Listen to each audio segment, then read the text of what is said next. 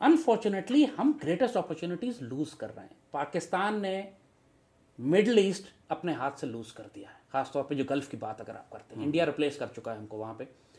اب میں سر کس دیوار میں ماروں جا کے, کیونکہ ہماری فورن پالیسی جو ہے, Middle East foreign policy Tahir Ashrafi جیسا شرابی چلا رہا ہے. فورن پالیسی شاہ محمود قریشی چلا رہا ہے, جس نے ان للہ اتنے زیادہ فورن پالیسی ڈیزاسٹرز میں نے اپنی زندگی میں نہیں دیکھے جتنے اس شخص نے کیے ہیں. یہ سرنڈر نیگوشیٹ کرنے سے پہلے ہتھیار ڈال کے لیٹ جاتے ہیں. انڈیا سے جب بات شروع نہیں ہوئی تھی انہوں نے کہا war is not an option, جب اس نے کشمیر پر قبضہ کر لیا تھا.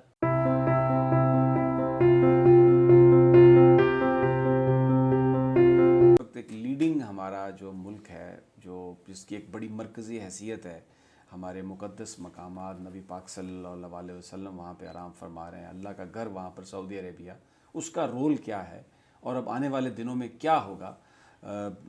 کبھی آج تک ایسا نہیں ہوا تھا, لیکن بھارتی فوج کے جو سربراہ ہیں وہ سعودی عرب کے دورے پر ہیں, پہلے دورے پر ہیں. کیا یہ الائنسز کچھ نئے بن رہے ہیں؟ ہمارے لیے ان کا کیا مطلب ہوگا؟ زید احمد صاحب, بڑا یہ ایک امپورٹنٹ بات ہے کہ آج تک نہیں ہوا تھا. اب سعودی جو وزیر دفاع ہیں وہ بھارت کے آرمی چیف کو گریٹ کر رہے ہیں, وہاں پر راحیل شریف صاحب بھی ساتھ ساتھ نظر آ رہے ہیں. یہ کس طرف جا رہے ہیں سارے معاملات؟ سمی یہی میں نے کہا نا کہ دنیا میں اب جو کچھ ہونے جا رہا ہے وہ اس سے پہلے کبھی نہیں ہوا ہوگا. تو وہ جو پچھلی دنیا میں لوگ بستے ہیں پرانے مائنڈ سیٹ کے ساتھ, ان کو ہر قدم پہ شاکس لگیں گے.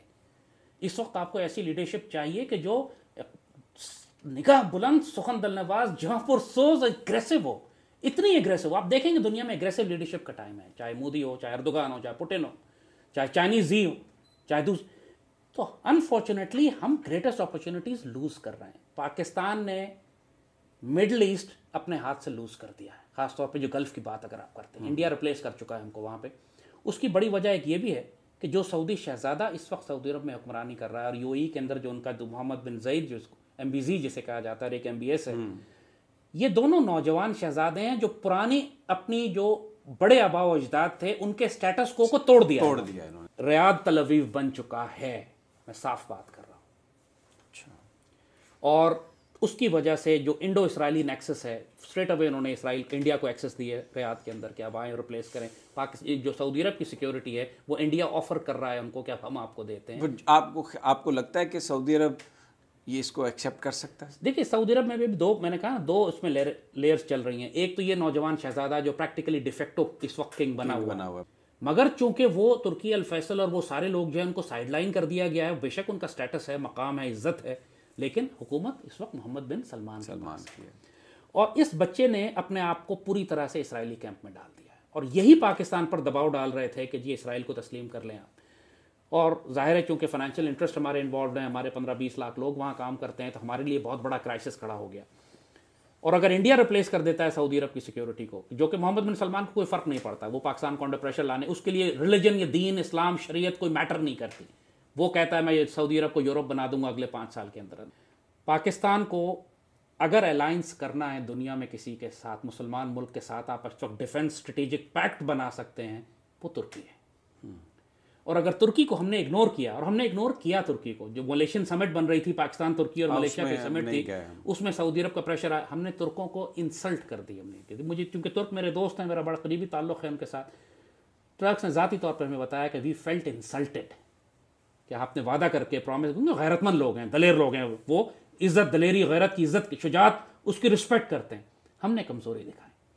پھر ابھی بھی جو آذربائیجان کی جنگ ہوئی اس کے اندر ہم نے زبانی بیانات دیے, مگر کوئی ویزیبل پریزنس ہماری نہیں تھی وہاں. یہ ویسے آپ بڑی زبردست آپ نے بات کی. ابھی اپنی ہم یہ فارمل گفتگو سے پہلے بھی بات کر رہے تھے کہ وہاں پر جو پریڈ ہوئی ہے آذربائیجان میں, وہاں پر ہمارا دستہ ہی کوئی نہیں ہے, ہماری کوئی نمائندگی نہیں ہے. وہاں پہ طیب اردوان ہیں, وہاں پر پوری ان کی پریڈ ہو رہی ہے, لیکن ہم پاکستان وہاں پر موجود ہی نہیں ہے. پوری دنیا میں یہی مشہور تھا کہ پاکستان, ترکی اور آذربائیجان اکٹھے یہاں پر ایک دوسرے, ہم نے حمایت کی ان کی. لیکن جب وقت آیا فتح منانے کا تو پاکستان غائب تھا وہاں سے. کسی کے پریشر پہ نہیں گئے ہم. یہی بات سوچیں, یہ جواب تو یہ حکمران دیں گے کہ اس کا پریشر تھا, یا احمق ہیں, یا کسی کا پریشر تھا. ترکی بلاتا رہ گیا آذربائیجان, کیا وہ انکار کرتے؟ پاکستان اگر کہتا کہ ہمارا پاکستان کا نمائندہ آئے گا وہاں پر, بالکل نہیں, ہمارا دستہ جائے گا پریڈ میں شامل ہونے کی, وہ انکار کرتے؟ سوال پیدا نہیں. وہ تو سر آنکھوں پہ بٹھاتے ہیں ہم کو. وہاں کی بوڑھی عورتیں پاکستان کو دعائیں دے رہی ہیں, حالانکہ ہم نے کیا کچھ بھی نہیں ہے. کچھ بھی نہیں کیا سوائے سوشل میڈیا پہ یا پولیٹیکلی کچھ سٹیٹمنٹ دے دیا آرمینیا کے خلاف, اور وہ ہم پہ قربان ہو گئے. ایسا ہی ہے. اور یہ وقت تھا جب فتح منانے کا وقت آیا تو ہم غائب تھے وہاں سے. اب میں سر کس دیوار میں ماروں جا کے, کیونکہ ہماری فورن پالیسی جو ہے, Middle East foreign policy, Tahir Ashrafi جیسا شرابی چلا رہا ہے. کہتے ہیں اب چھوڑ دیے شراب انہوں نے, آج کل وزن بھی کم کر لیا ہے. کوئی وزن تو بادشاہ نے آپریشن کروا کے کم کروایا نا, کہ حرام چربی نکالنے کی کوشش کی اس کے اندر سے, وہ تو بادشاہ نے آپریشن کروایا, ورنہ تو یہ حرام چربی کے وزن نہیں مر جاتا. نہیں, وہ تو نکل گئی ہے نا پھر. اتنی آسانی سے اگر حرام چربیاں نکلنی ہوتی, اللہ کو بھی جواب دے دینا کہ میں نے آپریشن کر کے نکلوا دی تھی. وہ فورن پالیسی شاہ محمود قریشی چلا رہا ہے, جس نے ان للہ اتنے زیادہ فورن پالیسی ڈیزاسٹرز میں نے اپنی زندگی میں نہیں دیکھے جتنے اس شخص نے کیے ہیں. یہ سرنڈر نیگوشیٹ کرنے سے پہلے ہتھیار ڈال کے لیٹ جاتے ہیں. انڈیا سے جب بات شروع نہیں ہوئی تھی, انہوں نے کہا war is not an option, جب اس نے کشمیر پر قبضہ کر لیا تھا. War is always the first option. آپ جب تک آذربائیجان نے کیا کہا آرمینیا سے, صحیح بات ہے, یہ کہا کہ وار از ناٹ این آپشن, یا یہ کہا کہ وار از این آپشن. پہلے دانت توڑ دیا آرمینیا کے, وہ سارا علاقہ واپس, پہلے دانت توڑ دیا آرمینیا کے, پھر آرمینیا گھٹنوں کے بل آیا اور کہنے لگا سرنڈر ڈاکومنٹ سائن. تو یہ نہ ڈپلومیسی جانتے ہیں, اگر جانتے ہیں تو خیانت کرتے ہیں, اس کے علاوہ دوسرا کوئی آپشن نہیں ہے. یا یہ جاہل ہیں یا خائن ہیں. اسپرچول لیڈر ان کے جو ان کی اسٹیبلشمنٹ میں جو پاکستان کے حوالے سے جو یہ پرسیپشن ہے, اس کی ایک وجہ یہ بھی تو ہو سکتی ہے کہ ظاہر ہے ہم نے تو پچھلے 70 سال میں سعودی عرب کے انفلوئنس سے تو ہم نکلے ہی نہیں. میں دیکھتے سعودی عرب کے انفلوئنس سے ہم نہیں نکلے. دوسرا, پاکستان میں کتنے ایرانی اسٹوڈنٹس ہیں جو پڑھتے ہیں؟ ایک بھی نہیں ہے. انڈیا میں 10,000 اسکالرشپس ہیں ہر سال. تو پھر ظاہر ہے وہ جو بات ان کو سکھائی جا رہی ہے, پڑھائی جا رہی ہے, وہی لے کے واپس ایران جائیں گے. 10,000 پروفیسرز اینڈ اسکالرز جو پڑھتے ہیں انڈیا میں اور جا کے پالیسی میکرز بنتے ہیں ایران کے, آپ کے خیال میں وہ کس کا نیریٹو بلڈ کریں گے؟ تو ہم کیا کر رہے تھے, یہی سوال تو ہے. نواز شریف نے 4 سال فورن منسٹر ہی نہیں لگایا. یہ ہمارے فورن پالیسی پرائیورٹیز تھیں. عمران نے جس شخص کو لگایا ہے اس سے زیادہ کمزور فورن منسٹر ممکن نہیں تھا. آپ صاحبزادہ یعقوب علی خان کو فورن منسٹر دیکھیے, کمپیئر کیجئے. We also had a foreign minister once. 6 زبانیں بولتے تھے, Russian, German, Italian, English, French. Kissinger ان سے کہتا تھا یار کہ تمہیں ایکسٹراڈنری ایڈوانٹیج ہے ہمارے اوپر, تم ہمیں ذلیل کر کے رکھ دیتے ہو. یہ افغان جہاد کا دور تھا. ویسے زبانیں تو شہباز شریف بھی بہت بولتا ہے, وہ جس جگہ جاتا ہے اسی زبان میں بات کرنے لگ جاتا ہے. مگر بدنیت ہے نا, وہ نیت صاف ہونے والی بات ہے. تو کہاں آپ کمپیئر کریں اس وقت کی فورن پالیسی کہ جب پاکستان نے سوویت یونین کو توڑا, ہم نے امریکہ سے پوری امداد لی, ایک ایکول ٹرمز پر نیگوشیٹ کیا, F-16 لیے, امریکہ سے ہر سال سرٹیفکیٹ لیتے تھے کہ ہم ایٹم بم نہیں بنا رہے, اور ان کو پتا تھا کہ ہم بنا رہے ہیں, اور 83 میں ہم نے ایٹم بم بنا لیا تھا.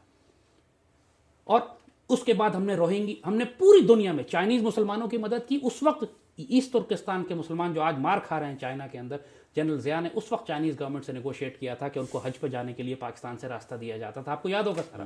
پاکستان کے اندر خوتن ہاؤس اور کاشغر ہاؤس 2 گھر بنائے گئے تھے, ریسٹ ہاؤسز تھے ان کے, جہاں پہ چائنی حاجی آ کے ٹھہرتے تھے. چائنا سے نیگوشیٹ کیا اتنے سینسٹیو ایشو کے اوپر, اور راستہ کھولا چینی مسلمانوں کے لیے کہ حج پہ جا سکے. پوری مسلم دنیا کی قیادت لے لی. یونائٹڈ نیشنز میں پاکستان خطاب کرتا تھا جا کے امت مسلمہ کی طرف سے. عربوں میں لڑائی ہو گئی, پاکستان بیچ میں گیا, انوار السادات کو نکال دیا تھا, پاکستان واپس لے کر آیا. اس وقت بھی تو ہماری ایک فورن پالیسی تھی. آج کیا ہے؟ عرب دنیا ہمارے ہاتھ سے جا چکی. ترکی ہاتھ بڑھانا چاہتا ہے, ہم اس کی طرف دوستی کا ہاتھ نہیں بڑھا رہے. آذربائیجان کی پریڈ میں وی شوڈ ہیو بین دیر. ایران کچھ پتہ ہی نہیں ہمیں کہاں جا رہا ہے, کس طرف جا رہا ہے. وہ تو چائنا نے تھوڑی ڈانٹ ڈپٹ ایران کو کی ہے تو تھوڑا سافٹ ہوا ہے, ورنہ ہم ایران کو قابو نہیں کر سکے.